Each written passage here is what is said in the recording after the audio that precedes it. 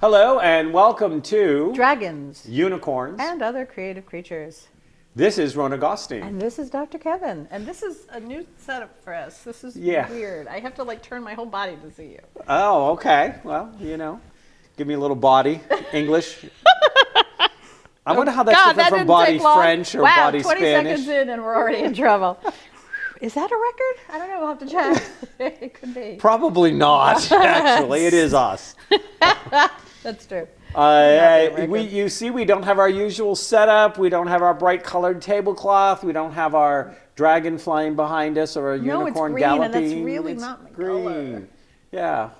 We're having a... Except when I have the flying monkeys out. Then maybe it's my color. But you're not wearing your ruby reds today. I'm not. Why are you not wearing your ruby red slippers with your black and red checkerboard chessboard? Especially my high-heeled boots. I know. I didn't think of that because your high-heeled what? Boots. Oh, okay. You said boots. I just want to make sure. I don't even want to know what he thought I said. No, I do. I had when we first started doing the show, we were set up in a way where we were seeing, sort of from the waist down, and so I was changing shoes and doing, being more creative there. And then today, I hope that by the time you people are watching this, the weather's better, because today the weather is wretched. And I was like, yeah, no. So, and I was tired, and so I bought my utility shoes. But yes, I will wear my sparkly reds again. Yes. I know you have your sparkly reds. I do. I have many sparkly red shoes. I have my purples. You do. I got my purples. I have sparkly red sneakers. I have sneakers with red sparkles. Yeah. Well, you've seen my purple shoes. I have. They're nice. Yeah. It was well, so that funny. Didn't go anywhere near where he was going to start us off. I was rewatching, because we just picked up the DVD, Thor Ragnarok. And all I could think of was the Grand Master, which is a great character. Do you think he took the role just for the outfits? I don't know. It's hard to say. But I was saying to you off camera, the director, the deleted scenes, the extras, the gag reels, the interviews on this were almost as good as the movie. Which is unusual. Usually it's just like, who the heck has the time for this? And now I'm like, oh my gosh, I have to make the time for this. Oh, no. He tried to tell you how to pronounce his name, and he said, well, think of tiger. But now you're going to take the ER off, and you're going to make an A, and you're going to stick an A, and it's Tika. And so it's almost like tiger, but not quite like, oh my God. This man was so funny explaining how to pronounce his name, who is the director, Tika. And he's also one of the characters, the big talking rock guy. He was a big talking rock guy, yes. But they just looked like they had too much fun. Well, thank goodness, because this has been a very long journey for these actors. I mean, Robert Downey Jr. has been doing this for 10 years in one character, and Chris Evans, who does Captain America, almost as long. And the next two movies, the two Infinity Wars, will be their last. They'll wrap those character arcs. But I mean, it's unheard of to spend that much time in a character. I mean, as writers, we may, write a series and we spend a lot of time with a character, but to have actors spend that much time and that many arcs with a character is very unusual. Well, the Potter series did that, though. It did. That was, because they had 8 movies. 8 movies on 7 books, and it was like a roving theater troupe. 10, 11 years over that. Yeah.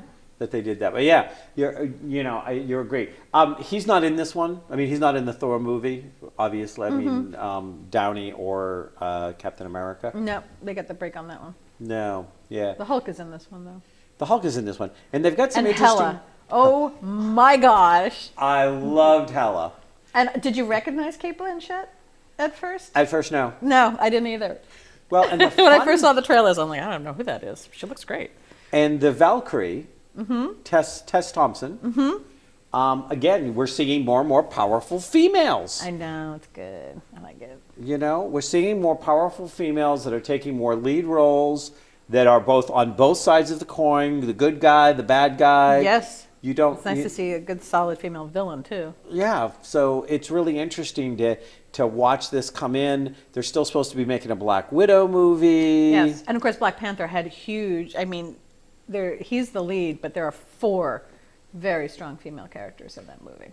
And look at all the strong female characters in Wonder Woman. Yes. So a whole island of them. A whole island of them. And they came back for we see them again in Justice League? The Justice League. I didn't see that one, but yeah. The second Justice League. Yeah, where Wonder Woman makes an appearance. But what I'm loving is, and then we're going to get to our gas, but what I'm loving is they're making some real conscious efforts to evolve these major characters. Yes. Yes. And they're showing the effects. You know, like in this movie, Thor has now been involved with humans for like 10 years in the story arc. So he's speaking less like he was speaking before, and he's talking, and he's got more, earthized. Yeah, there's colloquialisms and there's less. Yeah. The first time Iron Man sees him, he jokingly, he says, "What are you doing here?" He says, "I don't know. Shakespeare in the park. Doth mother know you? Thou wearest her drapes." Because he did. He spoke very formally. You're right. Yep. And it's become less. Less. And from Wonder Woman to the Justice League, we see an evolution in Wonder Woman coming, because Batman calls her out on the fact that she's been hiding for 100 years with a broken heart. And that, how come she's not out there role modeling and taking, and inspiring, motivating. So very interesting. I'm going to have to catch that. I haven't seen the Justice League. I have seen Wonder Woman, as you know, because we spoke about that. Yeah, so it's very interesting. These characters have evolved. Strong women, powerful women, women who can kick butt. So speaking of those kind of women, we have today with us somebody woman who can kick butt. And who writes about a woman who can kick butt. Yes, she gives us several. Our guest today is author Jennifer Allis Provost, who writes books about fairies, orcs, and elves. Zombies, too. She grew up in the wilds of western Massachusetts. Are there zombies in western Massachusetts? Well, there's certainly zombies at the State House. Oh, well, yeah, that's eastern Massachusetts. They're called politicians. Ooh. But she's read every book where she grew up in the wilds of western Massachusetts and had read every book in her local library by age 12. But it was a small library. Probably. That Just saying. sense. It was a small library, yeah. Yeah, well. She had to move to a bigger It town. had 12 books. No. An early love of mythology and folklore led her to epic fantasy series. The Chronicles of Partholan and her day job as a cubicle monkey helped shape her urban fantasy, Copper Girl. We've all been cubicle monkey. Have you been a cubicle monkey ever? I don't know that I've ever actually been. I have. No, don't do it. I had offices always. No, don't do it. When she's not writing about things that go bump in the night or bump during the day, she's working on her MFA in creative nonfiction, which we will talk about that too. Welcome, Jennifer. Thank you. Glad to be here. It's funny that we started talking about Thor and stuff because we were talking before we started filming about your tattoos. My Viking tattoos. And one is Viking. I was like, how appropriate. And I love it because you said it helps you find your way even when you don't know where you're going. Yep, it means... That seems to be the perfect thing for a writer because half the time I swear we don't know where we're going. Oh yeah, you get 20,000 words into a book and then you think, okay, so now what do we do? It's got to end eventually, right? Can I blow somebody up? Can I throw somebody in? Maybe kill someone. That's always a good plot twist. Everybody always tells me, just kill somebody. I'm like, kill a beloved character. Romance? I'm really not. I mean, I can't kill kind of anybody too mean. I could probably kill a minor character and make them ill. Well, but in romance, very sick. You don't. Well, now romance has gotten grittier than it used to be. Well, yeah. I mean, you can do what you want. I mean, if you want to kill a character, you can kill a character. Yeah, but it used to be in romance that you'd have a beloved grandmother die. Oh, or, yeah, you could. Somebody would die of old age, and it would be sad, but it would be a plot turning. I would say it'd be point motivating. Someone dies off screen, and then you inherit a house in a town, or you have to be the baker, and he comes in and sweeps you off your feet. That's right. You now own you've been a city girl all your life, and now you own the town bed and breakfast. Yes, and in a your tiny husband town where you can read all of the books in the library by the time Yes. you're 12. And it's funny because I've fallen down that rabbit hole recently. My current series I'm working on is literally a small town contemporary complete with dogs. I'm like, oh my gosh, how did I end up? I wrote a contemporary romance series. You did? Yes. That's right. Changing Lanes was the first one, right? Changing teams. Teams. Changing teams, Lanes. changing I was scenes. driving and yesterday. Everything's that's a changing lanes. That's a movie that was slightly more successful than my series. Your just series slightly. wasn't... Oh, actually, it did pretty well. Oh, I was about to say, I thought... And how many... Was it 3 books with Classic It's a 3? Yeah, it's a 3-book series. And the first one's called Changing Teams? Changing teams, then changing scenes, and changing fate. So in the first one, they decided to bat for the other team? It's all about baseball. Oh, see, I was thinking that maybe I know what you were somebody- thinking. Changing teams. I thought, that maybe the hunk on the front cover decided to take up with, the brother of the heroine. instead And you of can the do heroine. that now in romance. When I started reading romance, I started writing romance, it was a hero and a heroine. Oh, not even that long ago. There was, when I'd submitted a book in 2011, a scant 7 years ago, I had a black hero. And the publisher was very reticent to have a white woman and a black hero because they thought that no one would buy the book.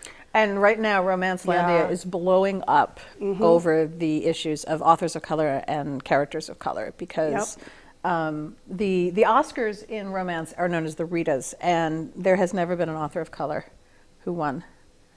And I don't even know if there's been anybody nominated, and Beverly Jenkins and others have been around. I think only Nalini Singh. Yeah, it was about as close as, and it's just, whew, people are very upset. And hopefully it will make a change because, if they want to look to the future, and if you look at the current young adult bestseller list, more than half are authors of color, and I think more than half are characters of color. Well, and it's interesting. Did that one get published, by the way, with the one with the mixed... we had to describe him as dark-skinned.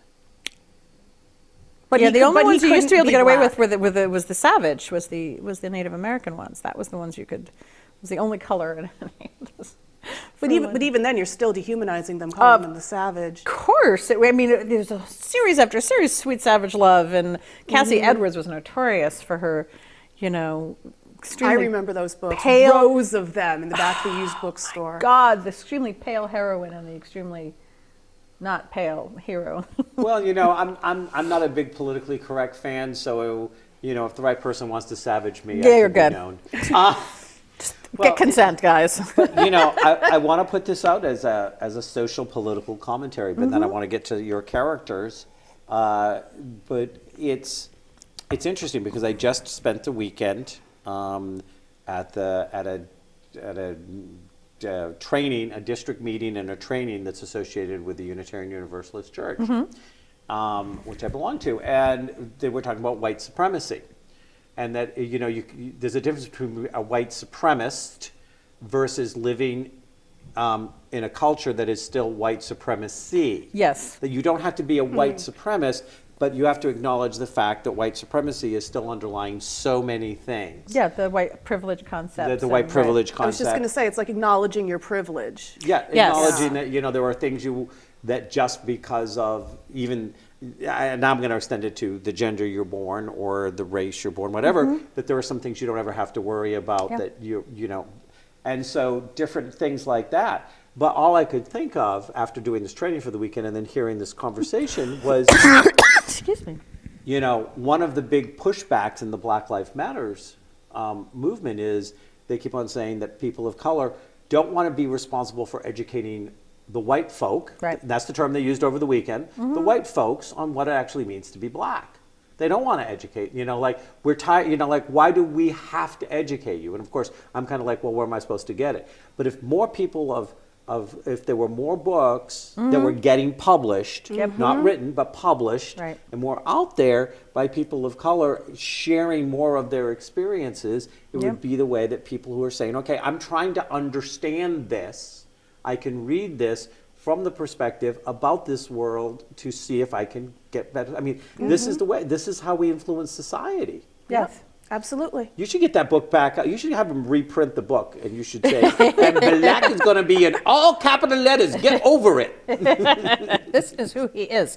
I'll get on the horn later today. So, about that book. Yeah, really. We need to talk. Okay, so So before we get to your books, and I love these covers, and I can't wait to show you all of our viewers. But I had this conversation with my younger son recently, and I found myself unable to really answer it well. What is creative nonfiction, and how does it differ from boring nonfiction? So a short way to explain creative nonfiction, it's like NPR. Okay. People are talking about their lives, they're talking about current events, and they're putting a spin on it, so it's not quite so dry and boring as the evening news. A longer way to describe it, sort of like memoir writing, where you're not really writing an autobiography, you're writing things as you remember them, you're not embellishing, because of course in nonfiction what we write is the truth, right. but you're making an effort to make it entertaining. And really, memoir is really a great way to describe it. Yeah, it's more layered, I would guess, than just straight facts and and the reporting of the facts, as you said, like the evening news should Exactly, because you're talking about like the experiences you went through, how you felt about it, what the long-term ramifications. Right. I feel like a lot of creative nonfiction is really people just trying to take the mundane, boring parts of life and share it with people. well, I would look at creative nonfiction in a couple of different ways. It's perceptional truth. Yes, absolutely. So it's perceptional truth, and it's saying, and I say this all the time when I'm teaching my classes, and I teach spiritually based classes for the most part, though I do teach some business classes still. But I teach mostly spiritually based classes, but I'll be like, this is my opinion. This is how I see the world. Right. I am not trying to, it is my truth. And you may find it's your truth as well, but I'm not going to stand there and say it's the truth. I think Oh, that's a good Americans way of have putting had with it. enough of the truth. Yeah. And I think that It's my truth, and you can either agree or disagree or interpret or feel or respond. Okay, that's an interesting way. to Another great example would be, I don't know if you ever go to like the Scary Mommy website. Where Yes. they're talking about parenting stories. And, parenting, it's strange because it's like this exclusive club that has millions and millions of members. Because when you write these essays about what your 2-year-old just did with a box of Cheerios, if you don't have children, you're going to read this and think, wow, what a crazy woman. But if you have children, you're thinking, oh my God, I have so been there. I have so been there. I have scraped Fruity Pebbles off the ceiling in my dining room so many times. And I'm thinking of leaving them there and calling it a mosaic. You don't have to have children to do that. You could just belong to a frat. true, very true. But the other part of it, and you started to tag on it a little bit, I was going to say, is that I would think creative nonfiction would be like David Sedaris, Anne Lamott, Yes. and Yeah. Baumbach. The essay Anne is Lamott, definitely. is a very traditional, and Yeah. it's trying to, just what we were talking about 2 seconds before you asked that question, which were if we got more people of colored work out Roxane there. Gay. What? Roxane Gay, yeah. Yeah. Getting that out. And the same thing happens with the LGBT community. Yes. When you have more people sharing their truth. Yeah. And parenthood is a good example of that because it took a while before women were willing to say, you want to know what's really going on? You had to be perfect for a very long time. My friend Jacqueline always used to say that having a baby is the most controversial thing you can do because you're never doing anything right. If you're breastfeeding, you're not giving them enough nutrients. But if you're bottle feeding, you're separating from your child too early. And it's just, no matter what you do, You're wrong. half of the world thinks that you are the worst parent in the world That's for right. doing Stay it. home and you're wrong. Go to work and you're wrong. And yeah, I homeschool. You should hear the, Oh, homeschool, the fire and brimstone upon you. But if you send them to public school, Oh you're my just as evil. God, exactly. Private school, just as bad. Yep. It's And now There's- that with all these blogs we do, and blogging is actually a really good medium for that Yes. concept. We have been able to open up and say, this is hellish. And this is today's hell, or Tuesday. Well, and the thing is you have so many, like, it always fascinates me when you look that there is this huge amount of opinions, like, about breastfeeding or homeschooling or stuff, and how many of them are done by old white men yes. who Yeah, have yeah. degrees in something and no practical experience. No one can reality. teach a woman to be a mother better than an old white guy with no children of his own or who had a nanny take care of his children. Well, you know, the woman that I was listening to this last weekend at the conference I went to, she was, you know, she said, I always considered myself a liberated woman. She was a woman of color. She came from Egypt originally. She was talking, and she goes, and then here I am, I've got 3 small kids, and I realize that my husband every day walks out of the house, never worries about a thing. If I leave the house, I have to make a list. I have to go over what each child needs. I have to do all the stuff. I'm going, like, what's, these are his children. What is wrong with this? And I sat there and I just, it's so true. So what's funny is I have twins, as you both know. After I had them, I went back to work and my husband stayed home with the kids. So I was evil for leaving my children at home. Of course you were. You're gonna be wretched, murderous. But he evil. was some kind of saint from on high because he put his life on hold to care for his own children. And my husband is wonderful. So No doubt. But it was just funny because any blowback from me going back to work came on me, and it was never against him for staying home and not working. Well, you know, and I'm going to That's interesting. add to this for a second, because this was probably 15 years ago. I had one of my primary practice is as a spiritual coach and counselor. And so people who don't want to go down the traditional psychology route, so to speak, but are looking for guidance, you know, and I get passed around a lot, which is another way to say referrals. That really is what he means. I had a young couple, and they did a session with me, and I was like, okay, I'm not quite understanding what the problem in your marriage is. I'm not hearing it. But she worked. She had a very high-powered job. He was a musician. He stayed home with the kids, did Friday and Saturday night band, you know, like trying to get his band out there and stuff like this. And so finally I took a couple sessions and I was like, I'm not sure what the problem is. And I was pushing, and the problem was his parents thought she was horrible for out to work. Her parents thought he was useless, that everything. And I said, okay, so what you're telling me is your marriage is perfect except for when you talk to your families of birth. And they said, yeah. I said, so stop talking to your families of birth. Set boundaries and say, if you cannot respect the choices we made, go away. And when you grow up enough to do that, you can come back and have a relationship with us and your grandchildren. Go to your room. But you're not going to come into my house and make snide remarks about my parent, their dad or their mom, because you don't get the choices we made. But they really had to get in their faces. We set the boundaries. Oh, I bet.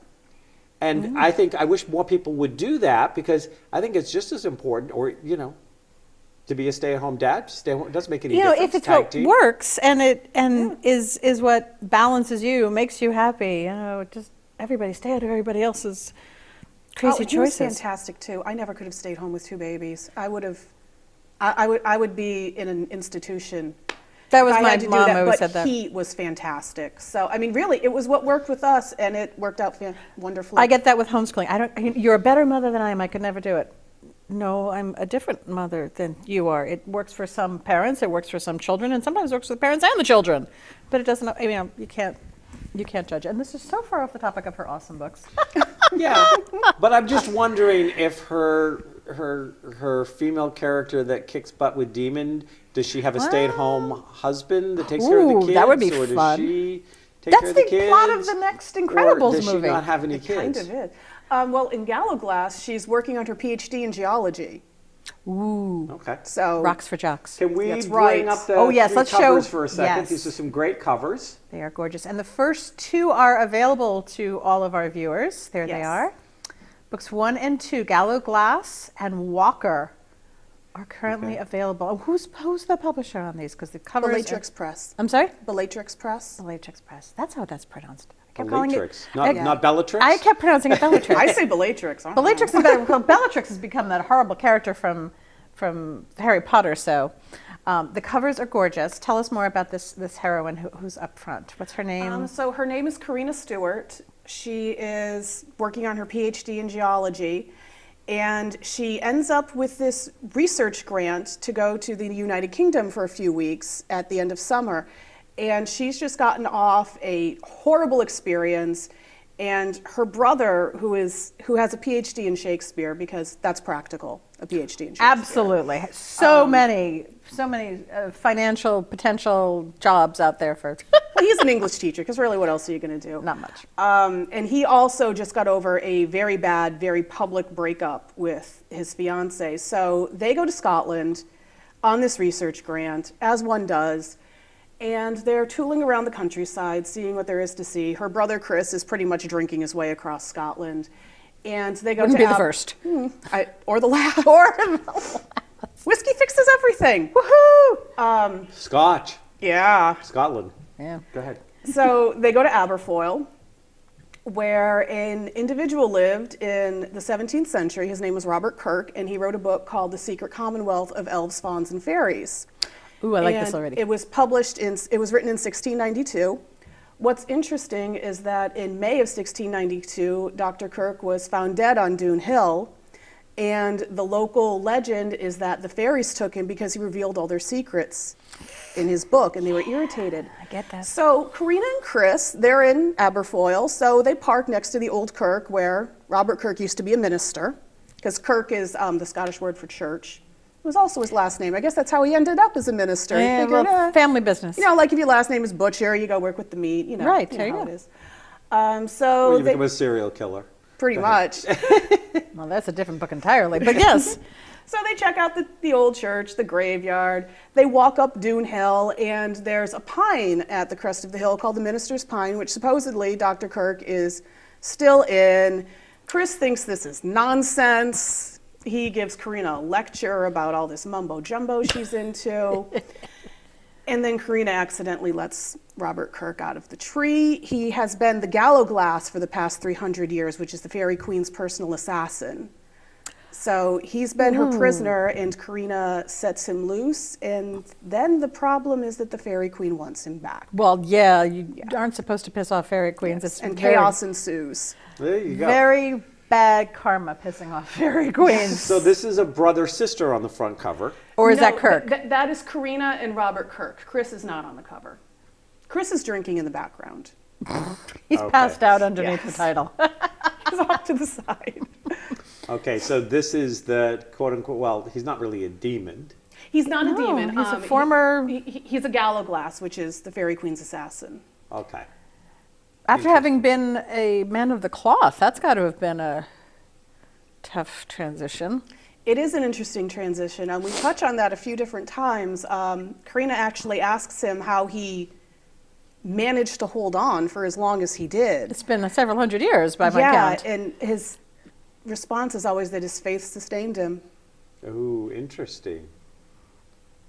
Doing what he had to rather than what he might have wanted to. That's always an interesting. He did what That's Which is- a great under. he did what he had to survive. Right. But he also did a lot of good, kind of behind the Fairy Queen's back. In one instance, Karina finds out that, and let me backtrack for a moment. Do you know what fairy changelings are? The fairies will Steal a switch- baby. Yes, they'll steal a human baby and leave a stock in its place. He's been rescuing these human children and putting them back with their families, kind of right under the Fairy Queen's nose. I like that. So that gives our hero his heroic, Yeah. obvious, I may be doing this, but I'm doing this. Well, it's Keeping the balance. It's interesting from a couple perspectives. One is he was the minister of a religion that didn't believe in that stuff. Scotland's a bit different. Your pagan traditions are right up there next to your church in Scotland. It's So he wouldn't have been burned at the stake for heresy, for Not in believing in. not in his area at that time. Okay. Different times in Scottish history, yeah, and also he was a man. If he was a woman writing about fairies, it would have been completely different. Oh God, we're back to that same topic again, aren't we? Well, Here we go. but it's true. It is. Yeah. He would have been hung. How many male witches were burnt in Scotland? I'm guessing like none. I've done tons of research and I haven't come across any men. No, actually, there's one. His name was Andrew Mann, but he actually died in captivity, so he wasn't burnt. Beat them to the punch, huh? Well, and there's certainly a bunch of male fairies in Scotland. Hey, wait. yeah. Now, Anyway, you speak moving right of along. Kirk and this book. Now, is that part of your mythos, or is there actually a place in Scotland? Robert Kirk is a real person. Okay, see, the way you spoke of him, it's kind of what I was thinking. So the book, The Secret Commonwealth of Elves, Fauns, and Fairies, is a real book. You can purchase it today. He was also quite brilliant in his day because the fairies, they only want the cream of the crop. They want the best humans in their court. He spoke 5 languages. He was the first person to translate the Psalms into Gaelic and the first to translate the Bible into Gaelic. So he was quite an accomplished man. Yeah. And he wouldn't have been that old. I mean, nobody. He was 42, I believe. When he died, When he died. Or disappeared into a tree. Now, did he die mysteriously in real life, or was this something that you played with for the book? He went out for a walk on Dune Hill and was found dead. Yes, But he he was died found. mysteriously. Yep, he was found dead. They said that the fairies took him, and supposedly later when they opened his coffin, there was nothing there. Okay. I have not reminds me opened his some- coffin. I don't plan to, so we'll just have to wonder about that. So there's a touch of the creative nonfiction in this, or at least it came from. A bit. Yeah, I love it. So now that's very interesting because I'm looking at the artistry on the book. So that's supposed to be a 42-year-old man on the book No. cover? Well, actually, he's about 342 years old 342 years at old? the point. Well I was preserved. going to say he's really well preserved because he kind of looked to me like he was late 20s on that cover of that book. I like it though. I mean, there's always something, as a writer, there's always something fun playing with a character who's got that much time. You know, who's that Yeah. long lived. Which is what always makes vampires so fascinating. Yeah, to it's people, one- I because you think have one of somebody the that has things. a longer view of history. Yes. Yeah, it's a great way to be able to take someone and kind of take a step back from the story. And there's always that saying, cooler heads prevail. Like Robert's able to step back and say, well, we shouldn't do this right now. Whereas Karina, who's 25 in the story, is like, oh my gosh. And he's like, it's okay. Yeah, it's a very different perspective on everything. You know, obviously age over, even in a human lifespan, it's true. But the way we respond to something, and the way a character responds to something, when you have that kind of both past and potential for future. Now, why is she studying geology? She's always been interested in geology. She was one of those kids that grew up in the woods, gathering rocks, There you looking go. for cool stuff in her Love it. backyard. I love the backstories of our characters. I think it's great. Her favorite possession is an ammonite fossil her brother gave her on her 13th birthday. And See, isn't it cool the things we know? Yeah. I loved that. I have an ammonite fossil. really? Yeah. I love it. The second book, I want to go back to the book cover for just a second because he's adorable. But no, the second book cover looks like it has a cityscape in the background. Is that They're in New York in the second book. Karina's Aha, from New see, York. okay. She's not Scottish. right? You had said They're- she's traveling. She is attending. Oh my God, what is he going to think of New York? That's got to be. He thought it was a little odd. He thought it was a little odd. He thought that there were too many mechanical devices, not nearly enough green, and everyone's rushing to do nothing. And he also thought it was too cold because he was there through January and February. That's it. Yeah. See, that's got to be. He would have seen more green if you'd taken him to Wall Street. It wouldn't have been grass, but, But it it would have would've been been green. green. He wouldn't have cared about that. No, just this great square in the center of the island where things can grow. And then for the third book, when does the third book come out? The third book is coming out July 1st. Yay! And they are back in Scotland. Okay, because I see like a castle-y thing there. That's neat. And now in all three, he has a sword. Yes. Is he close with his sword? He loves That the did sword. not come out right. I'm gonna have some more coffee now. Well, you did say he's the Fairy Queen's assassin. So is that his? I assume that's his method of. He's not her. He is. Karina actually. He's not her assassin throughout all three books. Oh, okay. They break that tie. Yay. Without giving too much away. Okay, good. So that doesn't take 3 books for us to get rid of her. That's No. good. Well, But she never goes away because Fairy Fairy Queens. Queens. Yeah. I love it. It's the same thing. Fairy queens never go They away. never do. Go to any bar on a I was Saturday about night to in the say. right district. They never They're there. die. They never die. They just put on more makeup. So, but the sword is obviously wigs. and bigger wigs. There you go. It balances off the sags. Oh my goodness. So, but the sword is clearly important to him. Yes, it's a claymore. He's had it for the entire 300 years he's been. So it's a the magical Gallowglass. sword. Yes. Okay. It kind of has its own pocket dimension. His armor and his sword and shield appear when he needs them, and he can send them away. So, what was this man's a minister of what religion? Presbyterian. Presbyterian. And 300 years ago, Presbyterians allowed for fairies and stuff like that as part of their... In certain parts They of allowed Scotland. or for they just research. ignored it? They allowed for research as a part of a scholarly pursuit. And also, pagan customs are very much front and center in Scotland, much more so than England and even Ireland. Just haven't been there's- able to, or haven't there's, wanted to separate it. There was really no reason to separate it because the Christianization of the world pretty much happened when you built a church on top of an earlier temple. Oh, yeah.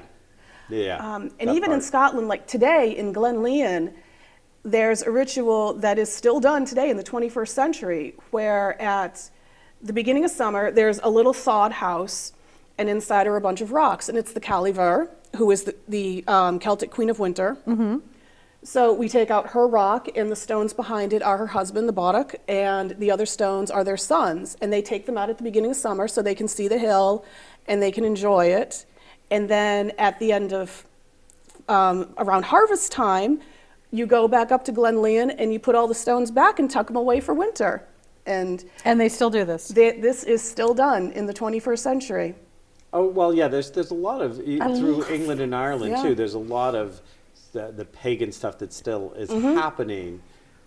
So now, did you go to Scotland? No, I have never been to Scotland. I've been to Ireland, which is completely different, as anyone Who's been to who's been to both? Scotland would say. Yeah. But no, I did a lot of research. Yeah. I spent a year researching Wow. Scotland, researching history. I taught myself Gaelic. Oh my gosh, that's Gaelic is really hard. it's got so nothing in common with. anything. Yeah. No, yeah. No, it doesn't.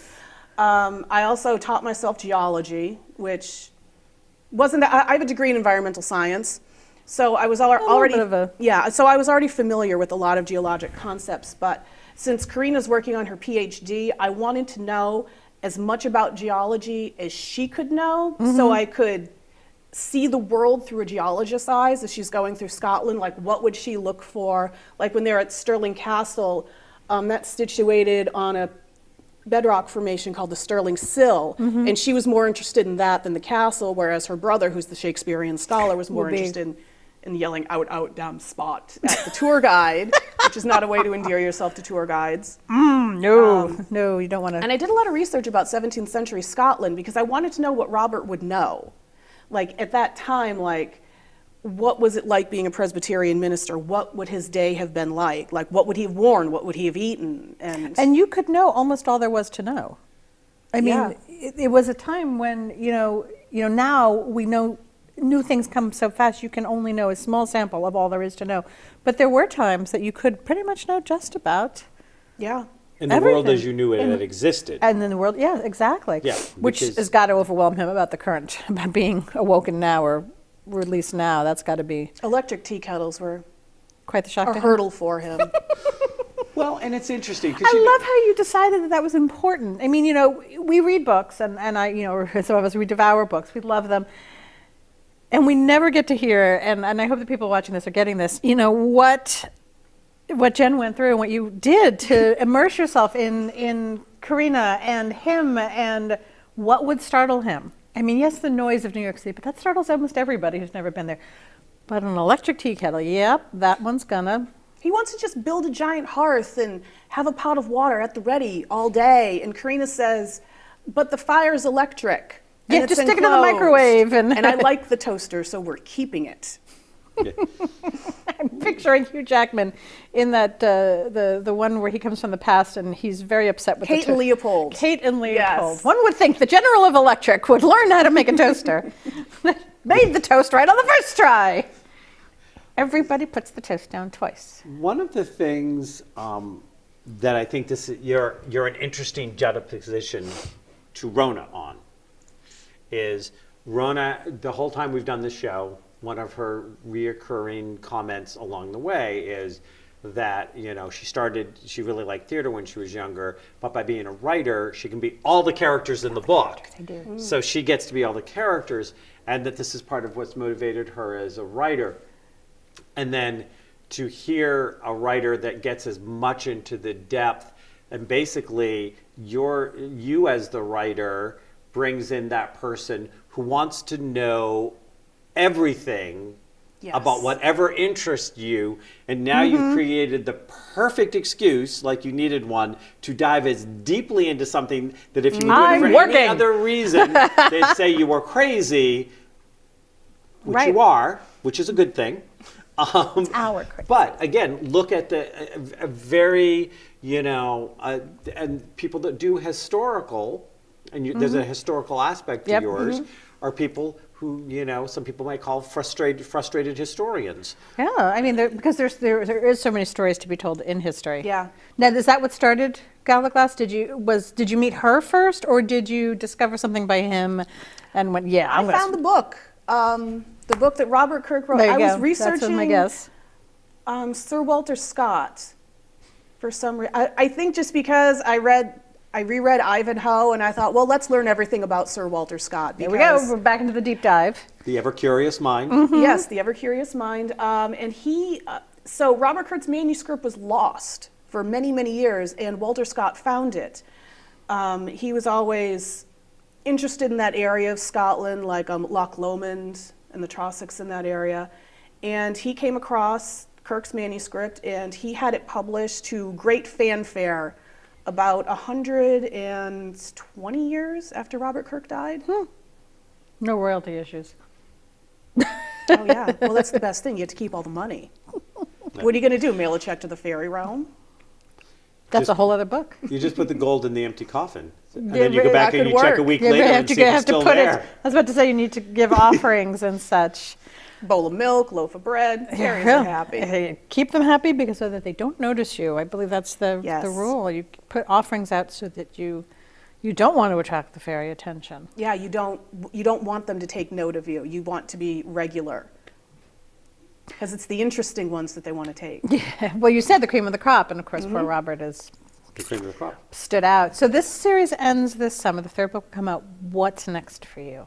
Have you decided? Has something or someone caught your eye? Or Well, I'm thinking about going further in the Galaglass series, but we've got the Caliver's daughter.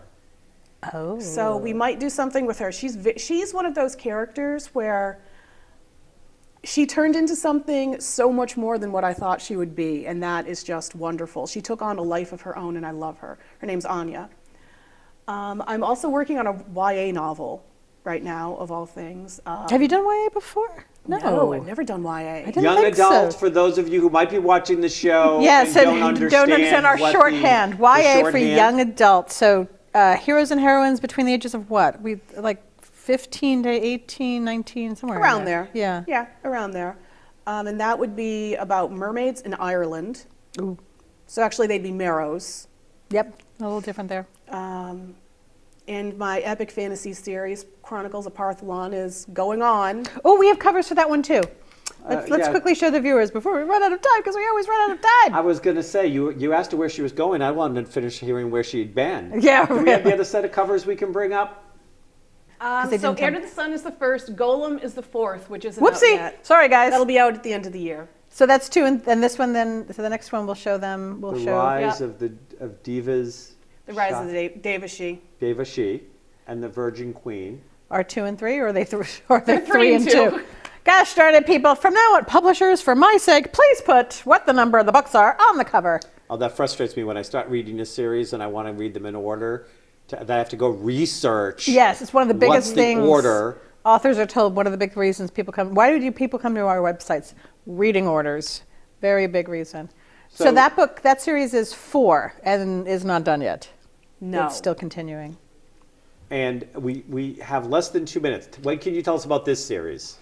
That is an epic fantasy series in a second world. It starts with The Fairy King has sold his people in slavery to a race of demons. And great. one girl Yes. that we see on the cover of the Virgin Queen fights back. And what's her name? Her name is Ashera. Ashira. Ashira. It's Hebrew for I sing. What is she fighting? Demons. Of course. So you definitely are somebody, as we wrap up the show, the way we started it, who likes to present strong female characters. Yes, Okay. And the men who occasionally turn their heads.